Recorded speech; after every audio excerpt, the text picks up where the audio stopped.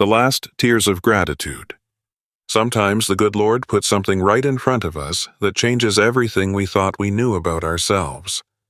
This is a story about second chances, about how a broken-down old dog and a woman who'd lost her way found each other when they both needed grace the most. The healing. Margaret Williams stood before the long mirror in her dressing room, straightening the collar of her navy blue suit jacket. The morning light filtered through lace curtains her dear mother had sewn years ago, back when such things were done by hand with care and patience. 42 years old, built her real estate company from nothing, the way folks used to do things with hard work and determination. Williams Estates had done well for itself, bringing in more money than she'd ever dreamed possible growing up in a two-bedroom house where her mother stretched every dollar. But the big house felt emptier than a church on a Tuesday morning. 3 years now since James passed on, 3 years of eating supper alone at the dining room table that seated 8, talking sometimes to his photograph like he might answer back. The coffee pot gurgled in the kitchen, that familiar sound of morning routine that had comforted her since childhood. Margaret poured herself a cup in the china cup James had given her for their 5th anniversary, inhaling the rich aroma that reminded her of Sunday mornings when they'd sit on the front porch reading the paper together. Her secretary Ellen called right on schedule. "Mrs. Williams, the Morrison folks want to move that meeting to 4 o'clock this afternoon." "Cancel it," Margaret heard herself say, surprising them both. "Think I'll take a drive today. Are you feeling poorly?" Margaret looked out the window at Dallas spreading out below like a quilt made of concrete and glass. "No, honey, just need some fresh air. I reckon."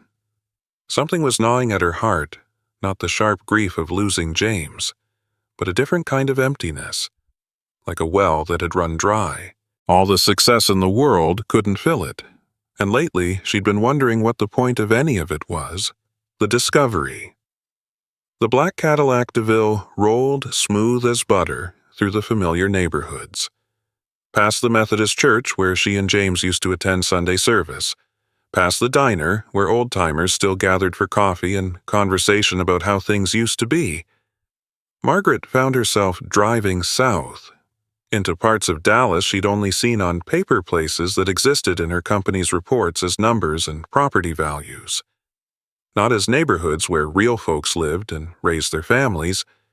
The houses got smaller as she drove, paint peeling like old wallpaper, yards that needed tending, the kind of places her grandmother might have called hard-luck neighborhoods, but where good people still tried to make an honest living. At a red light, Margaret's attention caught on movement in a yard choked with weeds. What looked at first like a pile of old rags turned out to be something that made her heart skip like a scratched record. A German shepherd, thin as a fence post, lay chained to a rusty iron stake. The poor creature was so still, Margaret almost thought it had passed on, until she saw the slight rise and fall of its ribs. But Lord have mercy, it was the dog's eyes that stopped her cold. Those dark brown eyes held the kind of resignation she'd seen in her own mirror lately, the look of someone who'd given up hoping things might get better. They weren't asking for anything, not food or water or even kindness. They'd moved beyond all that to a place Margaret recognized with uncomfortable clarity. "Sweet Jesus," she whispered, putting the car in park right there in the middle of the street. The dog, Lucky, she'd learn later didn't even lift his head when her car stopped, just lay there in the patchy grass like he'd been waiting years for someone to notice, but had long since stopped expecting it to happen. Margaret turned off the engine and sat listening to the tick-tick-tick of the cooling motor, the distant sound of a radio playing country music, the ordinary sounds of life going on while something extraordinary was asking for her attention.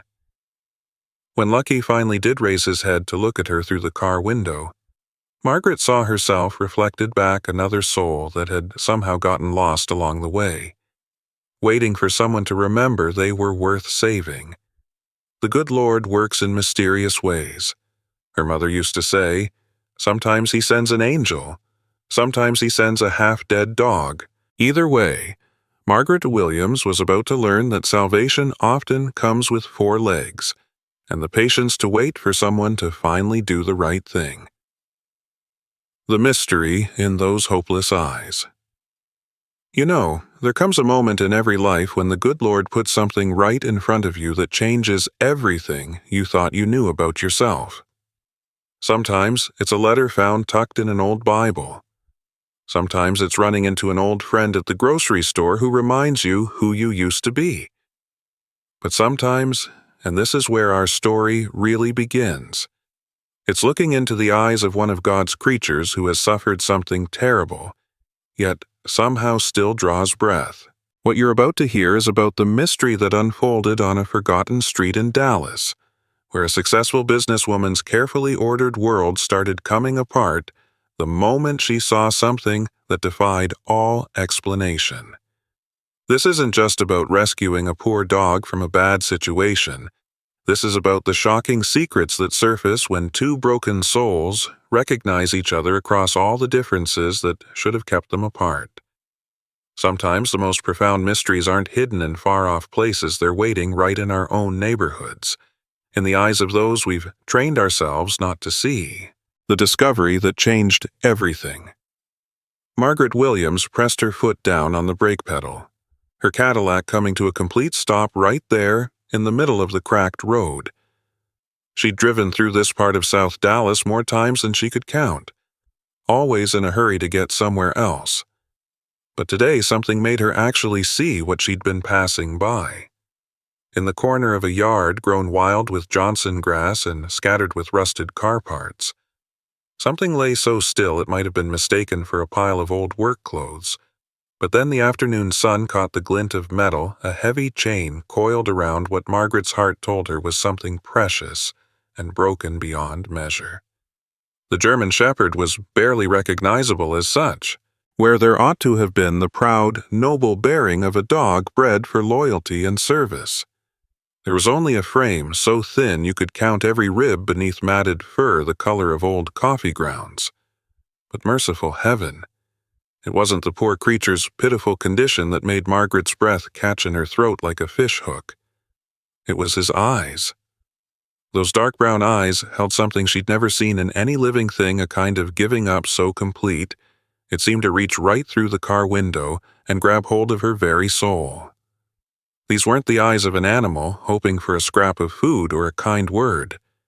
These were the eyes of a being who had moved past hope entirely, into that quiet place where you just wait for whatever comes next. "Dear Lord," she whispered, her hands gripping the steering wheel until her knuckles showed white through the skin. The dog, Lucky, she'd learned soon enough, didn't even raise his head when her car stopped. He just lay there with his chin pressed to the hard-packed earth, as if acknowledging another soul required more strength than he possessed. But here's what truly shook Margaret Williams. Woman who thought she'd seen every kind of suffering the world had to offer, when Lucky finally did look up at her through that windshield. She saw herself looking back, not in any earthly sense, of course, but in those eyes was a reflection of something she recognized with terrifying clarity, the look of someone who'd been locked away by circumstances beyond their control, who'd learned to survive by expecting nothing and hoping for even less. The confrontation. Margaret turned off the engine and sat in the sudden quiet, her heart beating like a revival meeting drum. Through the open window, she could hear the sounds of trouble coming from inside the little blue house, shouting. Things breaking. The unmistakable sounds of a life gone wrong as sour milk. "Lucky, shut your fool mouth." The voice from inside was thick with drink and anger. Margaret watched, horrified, as the dog didn't so much as flinch at the harsh words. His lack of response was more disturbing than any cowering would have been. It spoke of the kind of breaking that happens slow, over years, until fear itself gets beaten clean out of you. She opened her car door and stepped out into the afternoon heat. The sounds hit her right away, not just the commotion from the house, but the terrible, profound silence from the dog. No whimpering, no tail wagging, no sign that a potential rescue had just arrived. Just that awful, accepting stillness that made her think of broken things that had given up trying to be fixed. Margaret walked across the uneven yard, her good shoes sinking into the soft earth. As she got closer, she could make out details that made her stomach clench like a fist patches where fur had been worn away to reveal old scars. Ribs showing through what coat remained, and most shocking of all, the way that chain had carved a permanent groove into the skin around Lucky's neck. "What in heaven's name has been done to you?" she said softly, for the first time. Lucky raised his head just enough to meet her gaze. Their eyes locked across 3 feet of space that might as well have been 3 different worlds. In that moment, Margaret Williams' woman, who'd built her success by reading folks and knowing their weaknesses, felt something she hadn't experienced in years. She felt completely, utterly powerless. The mystery deepens. "Hey, what you doing in my yard, lady?" The voice behind her made Margaret turn around quick as lightning. A man came stumbling out of the house, maybe 50-something years old, wearing clothes that had seen better decades, carrying a beer bottle like he might use it for more than drinking. His eyes were red as autumn leaves, and the smell of cheap whiskey reached her before he did. "I was concerned about your dog," Margaret said, her business voice taking over the way it always did when trouble came calling. The man let out a laugh that had no humor in it whatsoever. "Dog? That ain't no dog anymore. That's just... I don't rightly know what that is. Been chained up there so long. Sometimes I forget the blame thing's still breathing." Margaret felt something cold as winter settled in her chest. How long has he been like this? How long what? How long has he been chained up this way? The man squinted at her, taking in her good clothes, her styled hair, her car that probably cost more than his house was worth on its best day. "Lady, what's it to you? You one of them animal rights people or something? I'm someone who's wondering why a beautiful creature is dying in your front yard." "Beautiful?" The man snorted like a bull. "You need spectacles. Lady, that thing stopped being anything close to beautiful about 6, 7 years back? Maybe longer. Hell, I lost count." The words hit Margaret like physical blows. 7 years? This poor dog had been chained to this post for 7 long years, maybe more, as the truth of it settled in her mind. Another shockwave followed. She was looking at a living being who'd spent most of his life in captivity, who knew nothing of kindness or comfort or simple human decency. "What do you call him?" she heard herself ask. "Lucky." The man took a long pull from his beer bottle. "Ain't that rich? Most unlucky critter on God's green earth. And we went and named him Lucky." The revelation. Margaret turned back to look at the dog at Lucky, and something shifted deep in her understanding of how the world worked. This wasn't just some case of neglect. This was a mystery that went straight to the heart of what it means to be human, and what it takes to keep living when everything that should make life worth living gets stripped away. As if he could read her thoughts, Lucky made his first real movement since she'd arrived. He lifted his head fully and looked directly at her with eyes that seemed to reach right into her soul. And in that moment, Margaret saw something that challenged everything she thought she knew about suffering and endurance, and the mysterious ways the good Lord works. In those brown eyes, beneath layers of pain and resignation deep as any well, there was still something alive. Not hope that would come later, if it came at all, but something more basic than hope, the spark of life itself that refuses to be snuffed out completely, even under the most impossible circumstances. "I want to buy him from you," Margaret said suddenly. The words coming out before her mind had fully caught up with her heart. The man nearly choked on his beer. "Buy him, lady. You really have lost your mind. Nobody buys a half-dead dog." "I do." Margaret opened her pocketbook and pulled out her checkbook, the same one she'd been carrying for 15 years. Leather soft as butter from handling. "Name your price. He ain't for sale. Everything's for sale if the price is right." She clicked her pen a gift from James on their 10th anniversary. "How much?" The man stared at her for a long moment, clearly trying to work out whether this well-dressed woman was serious or having some kind of breakdown in his front yard. $5,000. Margaret wrote the numbers in her careful script. The silence that followed was broken only by the distant sound of a freight train and the labored breathing of a dog who'd just become the most expensive rescue in Dallas County.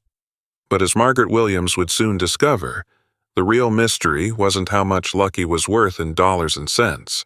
The mystery was what saving him would cost her, and what secrets from her own past would come crawling out of the woodwork once word got around about the real estate woman who paid a king's ransom for a dying dog. Lucky lifted his head one more time and looked at her with eyes that seemed to say, "You have no earthly idea what you're getting yourself into." "Do you?" He was right as rain. "To be continued. Before we continue, I'd love to know which city you're watching from. Let's get back to the story. The moment of truth." The man's rough fingers closed around the check, holding it up to catch the afternoon sunlight like he was testing whether it might vanish like morning mist. Margaret watched his bloodshot eyes widen as he made sense of the numbers more cash money than he'd probably seen in a month of Sundays. "You're not pulling my leg." "No, sir." "I am not." Margaret folded her checkbook back into her pocketbook, the leather snapping shut with the finality of a church door closing. The man shrugged and stuffed the check deep into his back pocket. "Your funeral, lady. That thing won't last another week. I guarantee it." Margaret approached Lucky slow and careful, her heels crunching on broken beer bottles and cigarette butts scattered across the hard-packed dirt. The dog's breathing was shallow as a baby bird's, each breath making his ribs rise and fall like a bellows running low on air. She knelt beside him, and the smell hit her square in the face, not just unwashed fur and grime, but something deeper that made her stomach turn. The sweet, sour smell of infection mixed with something she recognized from her grandmother's final days. "Easy now, boy." Margaret worked her fingers around the rusty chain clasp at his neck. The metal was warm from the Texas sun. But underneath, Lucky's skin was raw and weeping like an old wound that wouldn't heal. Lucky didn't fight her, didn't help either.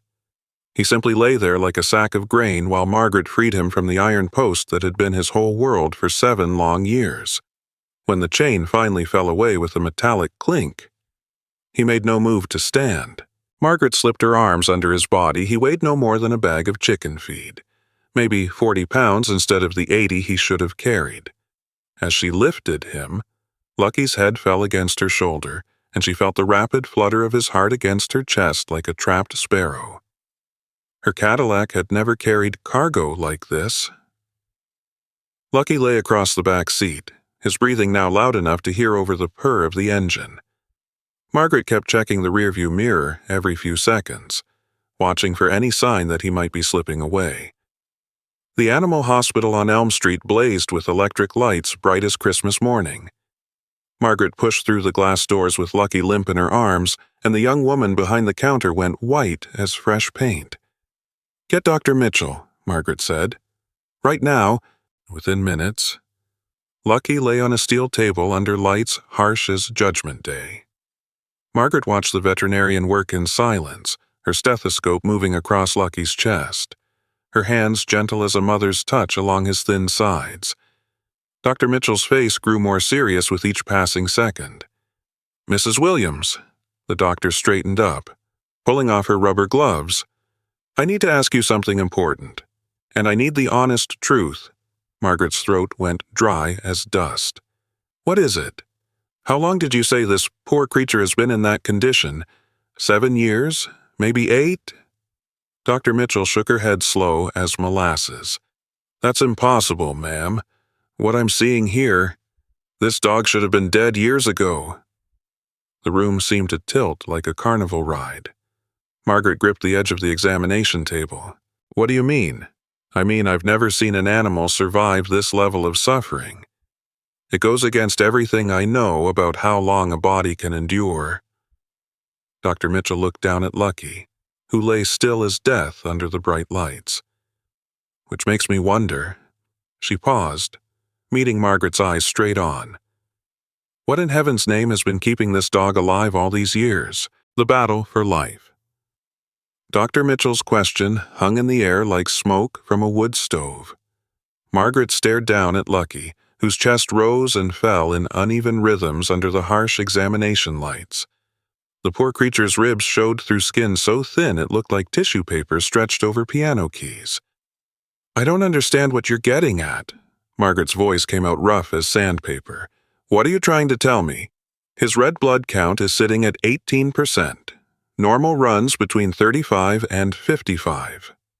Dr. Mitchell pulled up X-ray pictures on her computer screen, the bones showing up white against the darkness like ghost images. His kidneys are working at maybe 20% of what they should be. His liver is barely functioning." Margaret moved closer to the screen, studying the ghostly pictures of Lucky's insides.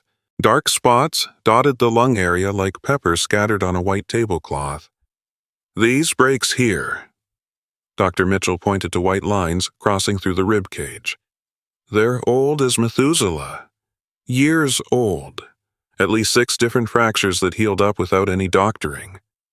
Her finger traced along the backbone. "This vertebra was cracked clean through and fused back together all wrong. Should have left him unable to walk."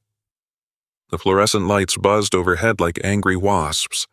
Lucky's breathing made a wet sound, like air being pulled through water in an old radiator. "But he's breathing," Margaret said. "That's what I can't figure out for the life of me." Dr. Mitchell turned away from the screen.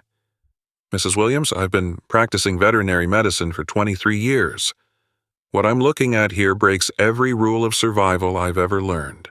Margaret watched Lucky's eyelids flutter like butterfly wings. Behind those closed lids, his eyes moved back and forth, rapid as a sewing machine needle, as if he were dreaming of running free or fighting off something she couldn't see. "What do we do now? We try to get him stable, but I have to be straight with you. The chances are slim as a communion wafer." Dr. Mitchell's words cut off sharp as Lucky's body went rigid as a board on the table. The heart monitor started beeping faster than a telegraph key. The green line that had been jumping in steady peaks suddenly flattened into a nearly straight line, broken only by irregular spikes that looked like mountain peaks. "He's crashing," Dr. Mitchell said, her hands moving quick as lightning. "Checking pulses? Lifting eyelids? Get me the emergency equipment." A young man in scrubs rushed in wheeling a cart loaded with machines that hummed and beeped like something from a science fiction picture. The room filled with the sound of people moving with practiced urgency, like a well-rehearsed church choir.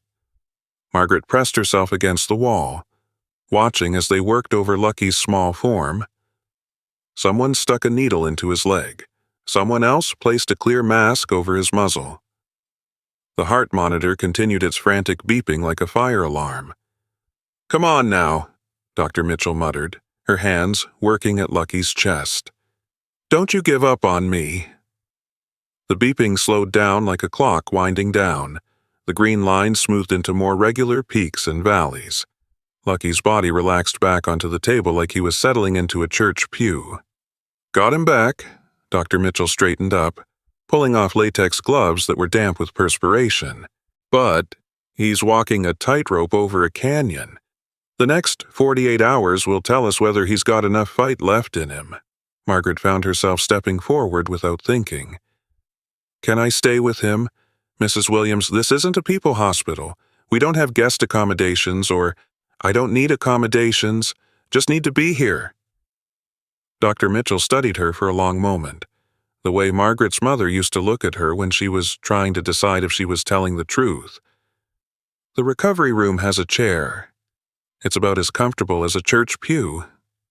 I've sat in worse places." That night, Margaret sat in a plastic chair beside Lucky's recovery cage. listening to the steady whoosh of the oxygen machine and the electronic beeping of monitors that sounded like a mechanical heartbeat. Lucky lay on his side, unconscious, with thin tubes running into his front leg. The smell of disinfectant mixed with something medicinal reminded her of visiting her father in the hospital before he passed. That antiseptic smell that couldn't quite cover up the reality of sickness and suffering. At 2 a.m, Lucky's eyes opened.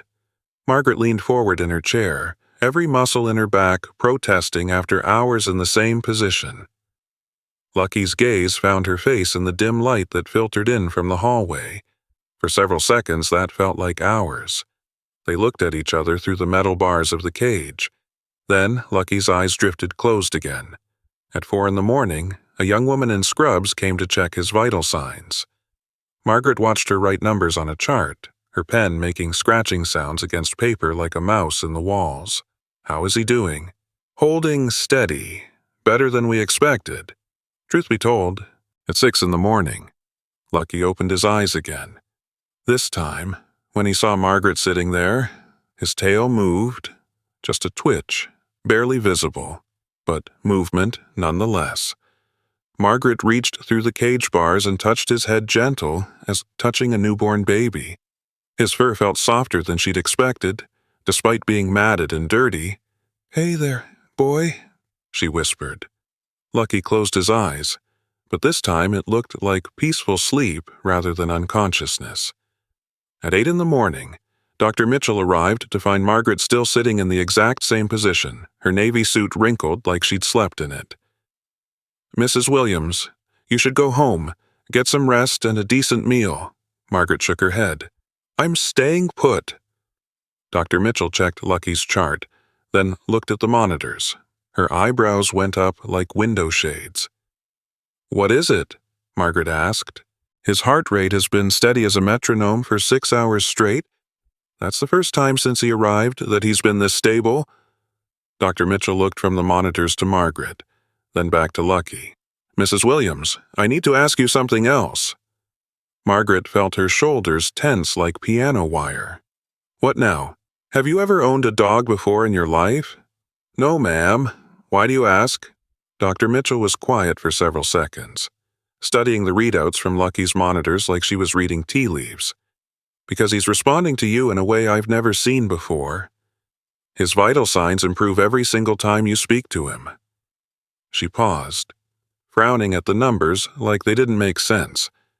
"It's almost like he's—" The monitor alarm suddenly started beeping loud as a fire truck. Lucky's eyes snapped open, wide and panicked, searching the room like he was looking for something he'd lost. Only when his gaze found Margaret's face did the alarm stop. Dr. Mitchell stared at the monitor, then at Lucky, then at Margaret with the expression of someone who just witnessed something that shouldn't be possible. "Mrs. Williams, what exactly did you do to this dog yesterday?" The turning point. Margaret's backbone pressed against the hard plastic chair, every vertebra making contact with the unforgiving surface. 43 hours had passed since she'd first carried Lucky through those hospital doors. Her navy suit jacket hung wrinkled over the chair arm, and her feet had swollen inside the good shoes she hadn't taken off since yesterday morning. Lucky's breathing had settled into a rhythm she could predict like the old grandfather clock in her childhood home. 3 seconds in. Pause. 4 seconds out. The oxygen machine hummed in perfect time, feeding him the breath of life he couldn't quite manage on his own. Dr. Mitchell walked in carrying 2 steaming cups of coffee, the smell rich as Sunday morning before church. She handed one to Margaret without a word. The ceramic mug warmed Margaret's palms, and she realized her hands had been cold as January for hours. "You need to go home and get some proper rest." Dr. Mitchell settled into a second chair someone had brought during the night shift. "This isn't something you can keep up forever." Margaret sipped the coffee. It tasted like it had been brewing since the Eisenhower administration, but the caffeine hit her bloodstream like a shot of courage. "He wakes up every 2 hours looking for me. He's a dog, Mrs. Williams. Dogs attach themselves quick when they're hurting and vulnerable."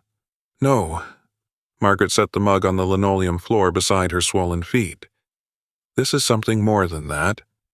Through the cage bars, Lucky's ribs rose and fell like a slow accordion.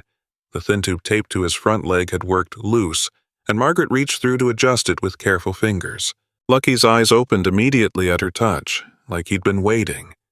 He didn't lift his head from the blanket, but his gaze tracked to her face with an alertness that hadn't been there yesterday. Margaret kept her hand on his side, feeling the warmth of his body through skin thin as onion paper. "See what I mean?" Margaret looked at Dr. Mitchell. "He knows when I'm here." Dr. Mitchell checked her wristwatch, the same practical kind Margaret's mother had worn.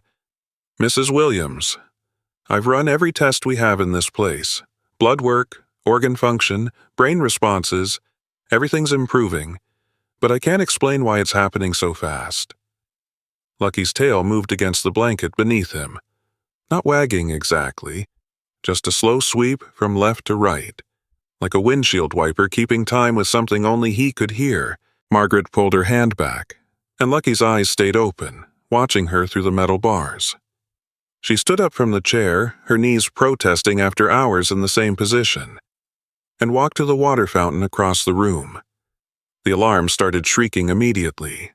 Lucky's heart rate jumped on the monitor screen, the green line dancing like lightning bolts. Margaret spun around to see him trying to lift his head, searching for her with eyes wide as saucers. "I'm right here. Boy." She rushed back to the cage, placing both hands where he could see them through the bars. The monitor settled back into its steady pattern like a church bell returning to rhythm. Dr. Mitchell stared at the readout like she was looking at a ghost. "That's impossible. Dogs don't have separation worry to that degree. Not after 2 days. How much longer before he can leave here? If he keeps improving like this, maybe a week. But Mrs. Williams, you need to understand something important." Dr. Mitchell brought up Lucky's X-ray pictures again on the computer screen. "The damage to his body is permanent as carved stone. His kidneys will never work right. His breathing will always be labored because of the lung scarring." Margaret studied the ghostly image of Lucky's skeleton. The white lines where bones had healed wrong created a map of suffering that made her stomach clench like a fist. "What are you trying to tell me?" "I'm saying he's going to need constant care. Special food, medicine multiple times every day, regular blood work to check his organs. This isn't like having a normal house dog."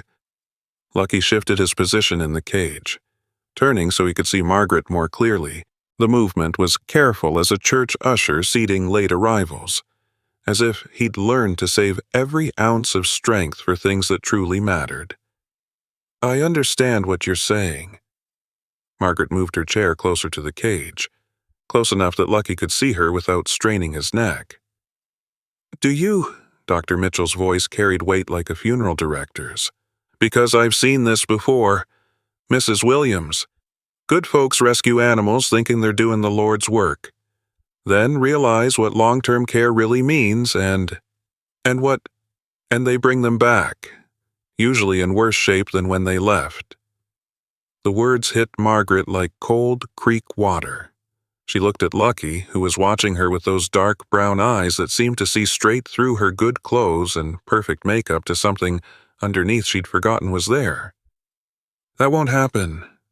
You say that now, but when you're giving him medicine at 2 a.m. every night, when your house smells like a veterinary clinic, when you can't travel or work late because he needs constant watching." Lucky made a sound Margaret had never heard before. Not quite a whine. Not quite a sigh. Something that sounded almost like a question being asked.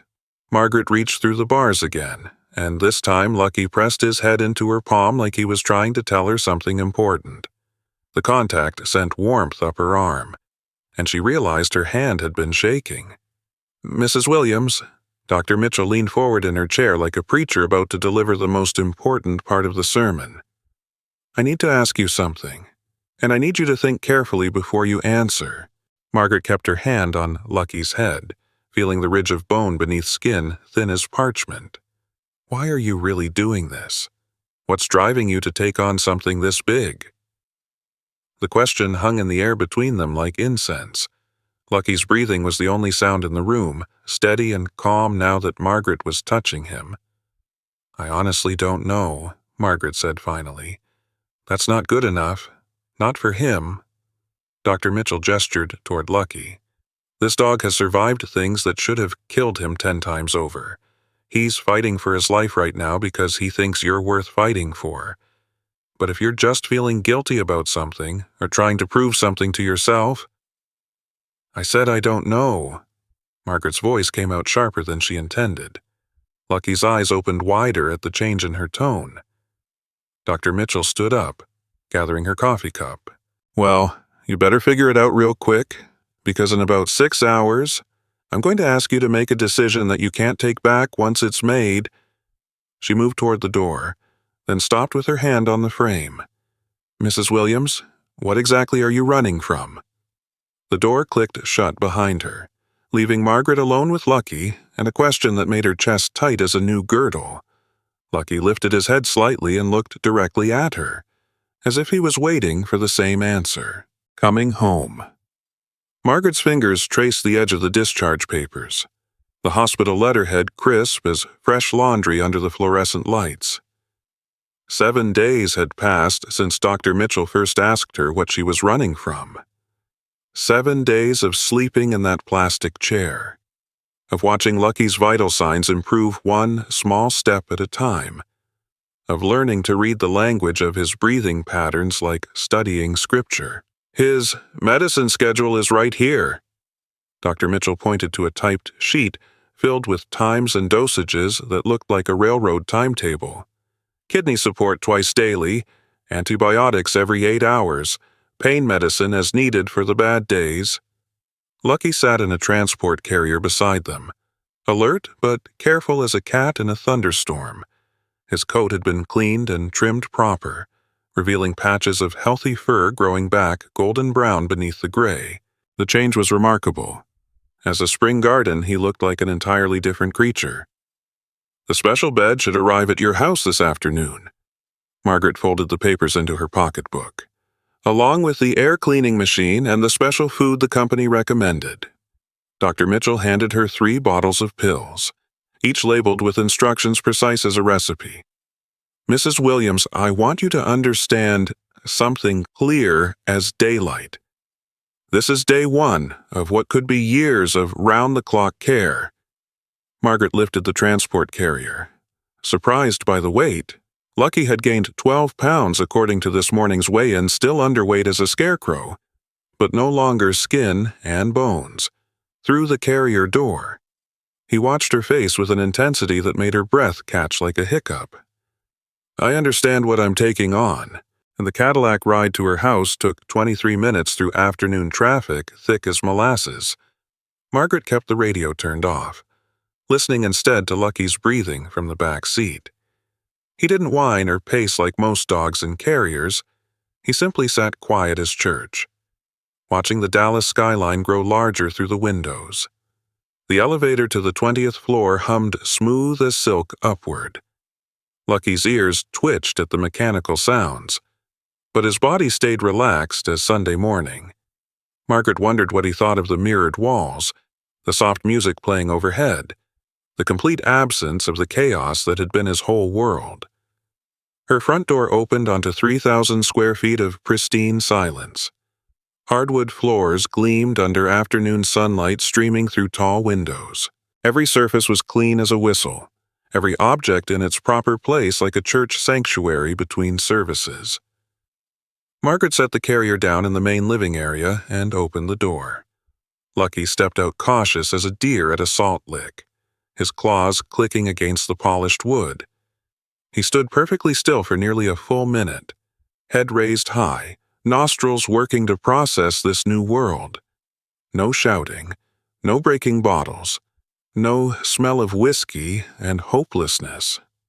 "This is your home now, boy," Margaret said. Lucky turned at the sound of her voice. His tail moved once a tentative wag that lasted barely 2 seconds, like a brief smile. Then he walked slow as molasses across the living room toward the wall of windows overlooking downtown Dallas. Margaret followed, watching as Lucky approached the glass and looked down at the city spread below like a patchwork quilt. From this height, the streets where he'd spent 7 years chained to a post were invisible, lost somewhere in the grid of lights and movement. "Quite a view from up here, isn't it?" Lucky turned away from the window and walked to where Margaret stood. Without hesitation, he sat beside her feet and leaned his body against her legs. The contact was warm and solid as a church pew, his weight pressing into her with complete trust. Margaret placed her hand on his head, feeling the soft fur that had grown back over the past week. Lucky closed his eyes and pressed closer like he was trying to disappear into her side. The doorbell chimed through the house's sound system, clear as Sunday morning church bells. Lucky's ears shot up like flags, but he didn't move away from Margaret's side.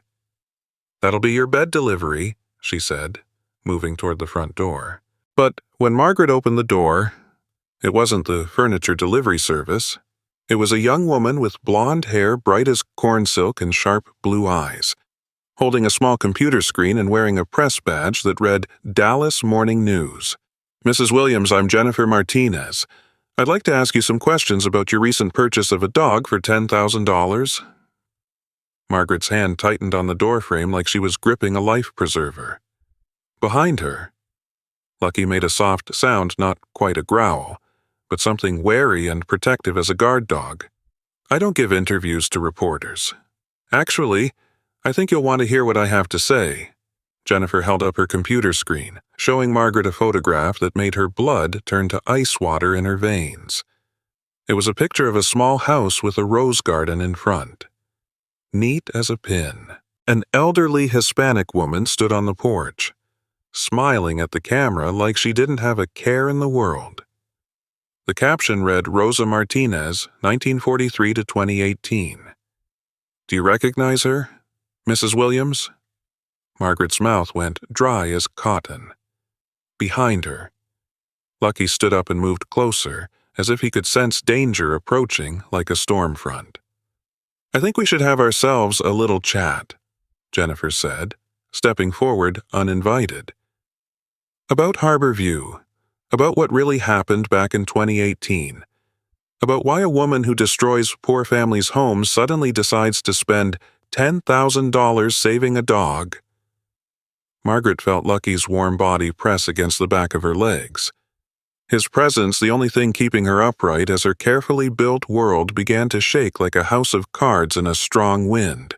"Unless, of course," Jennifer continued, her smile sharp as a butcher knife, "you'd prefer I just print what I already know about you. The truth comes calling." Margaret's fingertips turned white as fresh paint where they gripped the doorframe. The photograph on Jennifer's computer screen seemed to pulse with accusation, Rosa Martinez's weathered face smiling from a porch that no longer existed anywhere on God's green earth. "May I come in?" Jennifer stepped forward without waiting for an answer. "This conversation might take a while to sort through properly." Margaret's throat felt tight as a noose. Behind her, Lucky's claws clicked against the hardwood as he positioned himself between her and the stranger. His body radiated tension like a coiled spring, muscles tight beneath the healing fur.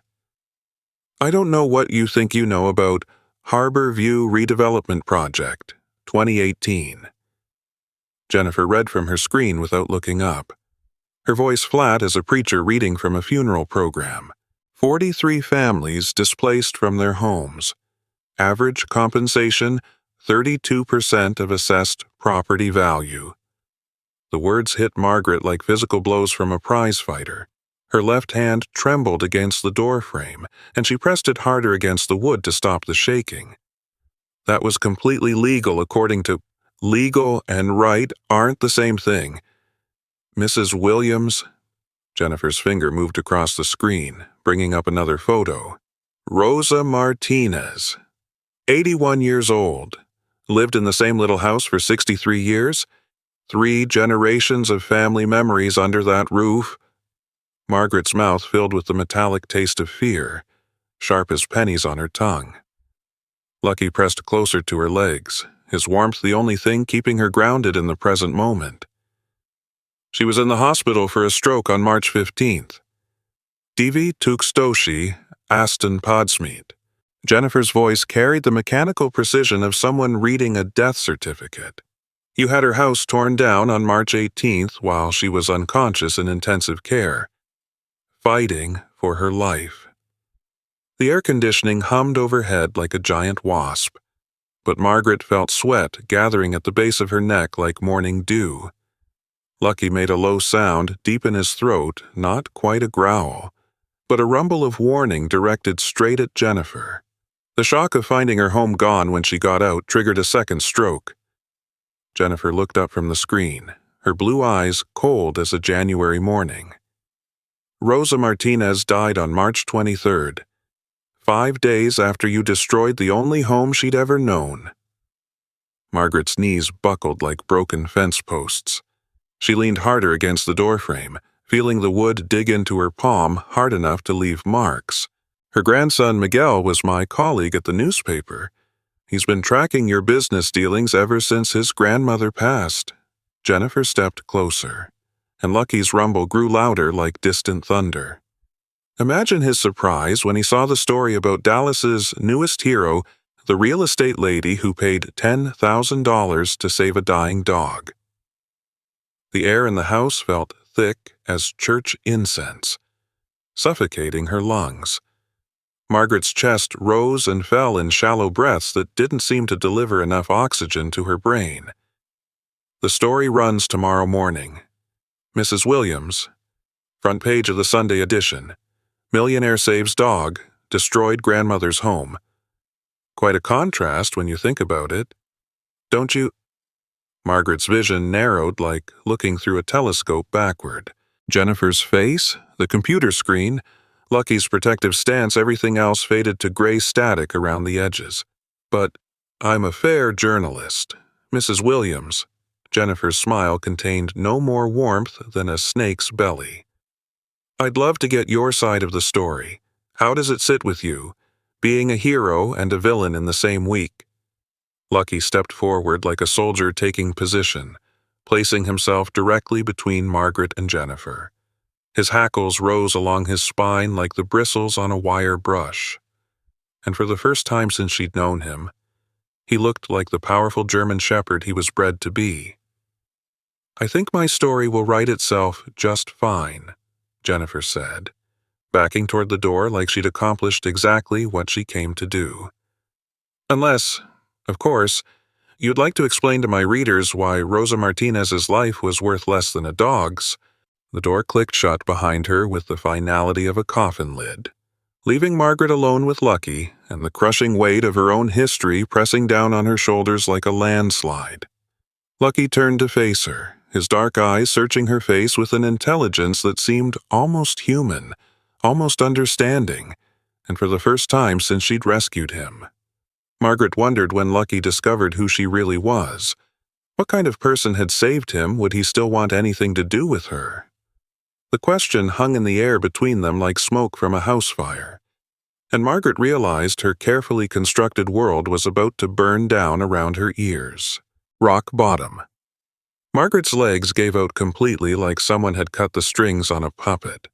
She slid down the doorframe, her good navy suit catching on the wood grain and tearing with a sound like ripping paper. The hardwood floor pressed cold and unforgiving against her knees through the expensive fabric. Lucky approached, slow as molasses, his nose working to process the sharp smell of fear sweat now pouring from her skin like water from a broken faucet. Margaret's hands shook like autumn leaves as she reached for her telephone, scrolling through the numbers with fingers that felt disconnected from her body. Ellen? Her voice cracked like an old church bell. Cancel everything. The board meeting, the Morrison contract, all of it. Mrs. Williams, are you feeling poorly? Just do what I'm telling you. Margaret ended the call and let the phone clatter across the hardwood like dice thrown at a church social. Lucky settled beside her on the floor, his warm body a stark contrast to the cold wood beneath them. Margaret stared at her reflection in the polished surface hair coming loose from its pins, makeup smeared like war paint. The woman who had commanded boardrooms now sitting in a heap on her own floor like discarded laundry. The house telephone rang with its refined chime. Margaret didn't move a muscle. The answering machine clicked on after 4 rings like a mechanical prayer. Mrs. Williams, this is David Chen from Channel 8 News. We'd like your comment on the story breaking about Harborview and the Martinez family. Margaret crawled across the floor on hands and knees to unplug the telephone, her knees sliding against the hardwood like a sinner approaching the altar for forgiveness. Lucky followed close enough that she could feel his breath on her neck. Her laptop sat open on the coffee table like an altar Bible. Margaret pulled herself up onto the couch and opened the newspaper's website with trembling fingers. The Dallas Morning News page loaded slow as Sunday service, and there it was, Jennifer Martinez's byline above a headline that made Margaret's stomach lurch like a carnival ride. Real estate mogul's dog rescue hero or hypocrite? The article began with Rosa Martinez's photograph, that sweet, elderly face smiling from a porch that Margaret had ordered torn down while the woman lay dying in a hospital bed. Every legal document, every forced sale, every family pushed out of their homes, all laid out with the precision of a coroner's report. Then the contrast, this week, Margaret Williams paid $10,000 to rescue an abused dog. Making headlines as a compassionate animal lover, Margaret's telephone buzzed with text messages like angry hornets. Then more. The notification sounds created a constant electronic chirping that filled the silent house like a plague of locusts. She scrolled down to the reader comments section, the words blurred together through her tears like ink running in the rain. Heartless witch. Blood money. How many homeless families could $10,000 have helped instead? Lucky placed his head on her lap, his weight warm and solid against her legs. Margaret looked down at him. This dog she had saved. This creature who trusted her completely and realized with crushing certainty that he had no earthly idea what kind of person had rescued him. You don't understand. Boy, she whispered, her voice thick as molasses. I'm not who you think I am. I'm the kind of person who tears down old ladies' houses while they're dying in hospital beds. Lucky's tail moved once against the couch cushions like a church fan stirring still air. His dark eyes looked up at her with the same trust, the same devotion he'd shown since that first night in the animal hospital. The doorbell chimed again like church bells calling sinners to judgment. Through the security monitor, Margaret saw a cluster of people with cameras and microphones gathered in the hallway like vultures at a roadkill. Their voices carried through the door questions shouted over each other, demanding answers she didn't have and couldn't give. Her telephone rang again. Unknown number. She declined the call like refusing communion. It rang again immediately. Another unknown number demanding her confession. Margaret turned off the phone and threw it across the room like casting out demons. It skittered under the dining table with a plastic clattering sound that echoed through the house. Lucky's ears went back flat against his head at the noise, and for the first time since leaving the hospital, he showed signs of the old fear that had lived in him for 7 long years. His body tensed like a coiled spring, muscles ready for flight. I'm sorry, boy, Margaret whispered, reaching to stroke his head with shaking fingers. I'm so dreadfully sorry for everything. But as her hand moved toward his fur, Lucky pulled away, just slightly, just enough to break contact like snapping a thread, and Margaret realized, with the crushing weight of a tombstone falling, that somehow, impossibly, Lucky understood exactly what was happening. He could sense the truth of who she really was, the way animals always know things about people that other people can't see. The dog she had saved was pulling away from her, and she knew with terrible certainty that tomorrow, when the whole world knew what kind of person Margaret Williams really was, Lucky would know too. Finding the way back. Margaret sat on the hardwood floor for 3 hours straight, watching Lucky retreat to the corner farthest from her like a congregation member avoiding the preacher's eye during a sermon about sin. He lay with his back to the wall, eyes tracking her every movement with a wariness that hadn't been there since the animal hospital. The reporters outside had grown in number like crows gathering around carrion. Voices carried through the reinforced windows, people doing live broadcasts on television, using her house as a backdrop for stories about greed and false charity. Margaret's laptop chimed with email notifications like church bells tolling the hours. Her business partners, board members, clients all demanding explanations she couldn't give and wouldn't know how to phrase if she could.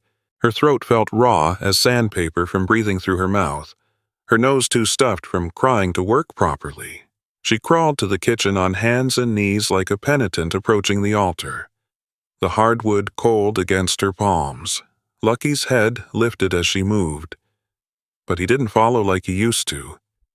In the refrigerator, she found the special food Dr. Mitchell had prescribed, small cans designed for dogs with damaged kidneys. Margaret opened a can with shaking hands, the smell of processed meat and medicine filling the kitchen like hospital air. She placed the bowl on the floor where Lucky could see it, then backed away to give him space, like offering communion to someone who might refuse it. Lucky didn't move from his corner. "You need to eat, boy," Margaret said from across the room, her voice echoing in the empty house. Lucky turned his head away from her, facing the wall instead like he was studying the paint for flaws. Margaret opened her laptop and began typing with fingers that moved by pure muscle memory, the way her mother's hands had moved automatically through familiar hymns on the church piano. "Jennifer Martinez, Dallas Morning News. You're right about everything. Harborview, Rosa Martinez, all of it happened exactly the way you said. But you don't understand why I saved Lucky." She stopped typing and looked across the room at the dog, who still refused to acknowledge her presence like she'd been excommunicated from his good graces. Her chest felt hollow as an empty church sanctuary, like something vital had been scooped out and thrown away. "I saved him because when I looked into his eyes, I saw myself, another prisoner, another soul trapped by circumstances that seemed impossible to escape, but I was wrong about who the prisoner was."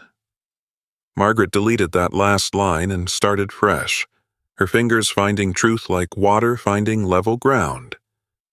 "I was the one doing the imprisoning. I was the one causing the suffering." The words appeared on the screen in stark black letters like scripture printed in a family Bible. Margaret stared at them, feeling something shift in her chest, not relief exactly, but recognition. The truth, finally spoken, even if only to herself and the good Lord above. She kept typing, the words flowing now like a confession that had been bottled up too long. "I can't bring back Rosa Martinez. I can't undo Harborview or give those families back the years they lost. But I can do something else. Something that might help heal the wounds I opened." Effective immediately, Williams Estates will transfer all Harborview properties back to Dallas City for $1, with the requirement that affordable housing be built for every single family we displaced. The Rosa Martinez Memorial Fund will begin with $10 million to ensure no elderly person ever loses their home to development again. This isn't charity work. This isn't public relations to save my reputation. This is acknowledgement of harm done and a commitment to spend whatever years the Lord gives me doing better. Margaret's finger hovered over the send button like a hand raised in church, ready to make a public commitment. Across the room, Lucky lifted his head and looked directly at her for the first time in hours. She clicked send. The laptop chimed immediately with an automatic reply from Jennifer Martinez. "Thank you for your response. This changes everything about tomorrow's story." Margaret closed the laptop and walked slowly across the room like approaching the communion rail. Lucky didn't retreat as she got closer, but he didn't welcome her either. His body remained tense as a bowstring, ready to flee if she proved to be someone he couldn't trust. "I know you understand more than most folks think," Margaret said, settling on the floor 5 feet from where Lucky lay, like keeping a respectful distance from someone in mourning. I know you can sense what kind of person I really am deep down inside. Lucky's ears twitched at her voice like he was listening to a radio station just barely coming through the static. But his eyes stayed fixed on her face with an intensity that made her chest tight as a new corset. I can't ask you to forgive me for who I was, boy, but I can promise you something as sure as I'm sitting here. Margaret's voice dropped to barely above a whisper, like sharing a secret in church. I won't be that person anymore. Not because of the reporters or the scandal. Because of you. Because you showed me who I could be instead. Lucky stood up slow as sunrise, his movements careful and deliberate like a man walking down the aisle to get married. He approached her one step at a time, each footfall measured, until he was close enough for her to touch. Then he placed his head in her lap like laying it on a pillow. The contact sent warmth through Margaret's whole body like communion wine spreading through her veins. Lucky's weight against her legs felt different now, not just trust, but something deeper. Understanding, maybe, or forgiveness. Margaret's telephone buzzed with a new text message from an unknown number. Mrs. Williams, this is Miguel Martinez. Jennifer told me about your email response. We need to meet and talk face to face. Lucky lifted his head and looked at Margaret with eyes that seemed to ask a question as clear as church bells. Are you ready for whatever comes next? The last tears. Margaret stood in the lobby of the downtown Marriott at exactly 2 o'clock in the afternoon. Lucky at her side on a new leather leash soft as butter. The hotel's marble floors echoed with the sound of business meetings and tourist chatter, but she heard only the steady rhythm of Lucky's breathing beside her feet like a metronome keeping time. Miguel Martinez walked through the revolving door carrying a manila folder thick as a family Bible.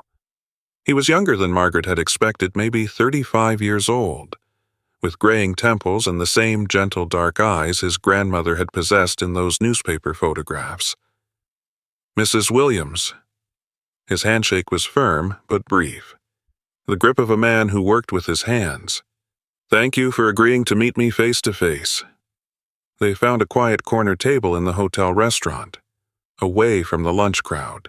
Lucky settled under the table like he'd been doing it all his life, his warm weight pressing against Margaret's legs through her good shoes.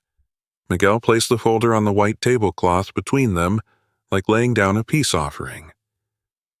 These are photographs of my grandmother's house, he said, opening the folder with careful fingers, before and after what your company did. The first image showed a small blue house with white trim, neat as a pin, surrounded by rose bushes in full bloom like something from a church calendar. An elderly woman stood on the front porch with her hands folded, smiling at the camera like she didn't have a care in the world. The second photograph showed an empty lot, nothing left but dirt and the concrete foundation where the house had stood for 63 years. Margaret's throat felt tight as a Sunday collar as she studied the images. Her hands lay flat on the table, palms down, fingers spread wide to stop the trembling that threatened to give her away. She planted those roses when she was 18 years old, Miguel said, his voice soft as a prayer. Brought the cuttings from Mexico when she married my grandfather, tended them every morning before the sun got too hot. Lucky shifted under the table, placing his head on Margaret's foot like an anchor, keeping her steady in rough waters. The contact held her to the present moment when her mind wanted to drift away from the truth. I can't bring her back, Margaret said, her voice barely above a whisper. I can't undo what I did to her or to your family. No, ma'am. You can't? Miguel pulled out another document, a thick legal contract bound with a blue ribbon. But this might be a place to start making things right. Margaret read the header with eyes that wanted to blur Rosa Martinez Memorial Housing Initiative. Her signature from yesterday's email had been converted into formal legal language, complete with financial commitments and oversight committees that would make sure the money went where it was supposed to go. $10 million to start, Miguel said, his finger tracing down the page. "But that's not the only reason I wanted to see you today." Margaret looked up from the contract. Lucky's breathing remained steady and calm against her leg, a constant reminder that second chances were possible if you were willing to do the work. "I want to understand why," Miguel continued, his eyes studying her face like reading a difficult passage of scripture. "Why now? Why this dog? My grandmother died 3 years ago. Mrs. Williams, you've had 3 years to feel bad about Harbor View." Margaret's mouth felt dry as church communion bread. She reached for her water glass with unsteady fingers, the ice clinking against the sides like wind chimes in a gentle breeze. "Because Lucky looked at me the same way your grandmother probably looked at those bulldozers," she said finally, each word pulled from somewhere deep inside her chest. Like someone who had given up hope that the world contained any kindness at all. Miguel was quiet for a long moment, studying her face with the same intensity Lucky had shown at the animal hospital, looking for something real beneath the surface. "My grandmother would have understood that answer," he said, picking up his pen. "She always said the good Lord works through broken things to fix other broken things." He signed the contract with a pen that made soft, scratching sounds against the paper like a quill writing in an old Bible. Margaret added her signature below his, the legal commitment to rebuild what she had torn down now binding as a wedding vow. As they stood to leave, Miguel reached down to pat Lucky's head with gentle fingers. "He's a blessed dog, finding someone who understands what it's like to need grace." Margaret walked with Lucky back toward the hotel lobby, feeling something she hadn't experienced in 3 long years. Not happiness exactly, but something close to peace, settling in her chest like a bird coming home to roost. Lucky looked up at her as they reached the revolving door, and for the first time since she'd found him chained in that yard, his tail wagged freely like a flag of surrender to joy. "Come on, Narcissus boy," Margaret said, her voice steady as bedrock. "Let's go home and start over." Outside, the Dallas afternoon stretched before them like a field ready for planting, full of possibility and the promise of work that mattered more than profit margins or business deals. Lucky walked beside her without needing the leash, choosing to stay close not because he had to, but because he wanted to, the way love should work when it's real and freely given, just like the roses in Rosa Martinez's garden. Some things once given the right conditions and proper tending could bloom again, more beautiful than before. That evening, as Lucky lay curled on his new bed beside Margaret's chair, she opened her grandmother's old Bible and read aloud the way her mother used to do when the world felt too heavy to carry alone. Lucky's eyes stayed open, listening to her voice like it was the most natural thing in the world. And somewhere in the distance, church bells chimed the hour, marking time for 2 souls who had found their way back home. The end, connecting communities. When I first sat down to tell you about Margaret Williams and Lucky, I thought I was writing about a woman who saved a dog. But somewhere between that animal hospital and the contract signing with Miguel Martinez, I realized I was actually writing about all of us, every community that's ever been torn apart, and every possibility for healing when someone finally chooses to listen. You see, we're all chained to something, aren't we? Maybe it's not a rusted post in a forgotten yard, but we're bound just the same by past mistakes, by fear of what our neighbors might think, by the stories we tell ourselves about who we can and cannot become. Margaret's journey from destroyer to rebuilder wasn't just her transformation. It was a mirror for every neighborhood torn apart by folks who put profit over people, and every hope for healing when someone finally stops running from their own reflection. The Rosa Martinez Memorial Housing Initiative wasn't just about building homes. It was about rebuilding trust between neighbors who had learned to see each other as obstacles rather than family members deserving of dignity and respect. Lucky didn't just teach Margaret to love again. He taught her, and hopefully all of us, that redemption begins when we stop making excuses and start working to repair what we've broken. One relationship at a time. Sometimes salvation comes with 4 legs: patient, brown eyes, and the grace to forgive those who don't deserve it. This story is a work of fiction created solely for entertainment purposes, inspired by themes of redemption and community healing. The author does not condone, encourage, or promote any form of violence or harmful behavior toward people or animals. This statement asserts that all characters and events are products of the author's imagination, and any resemblance to real people, places, or events is purely coincidental. The story aims to explore themes of forgiveness, second chances, and the power of compassion to transform both individuals and communities through acts of kindness and accountability.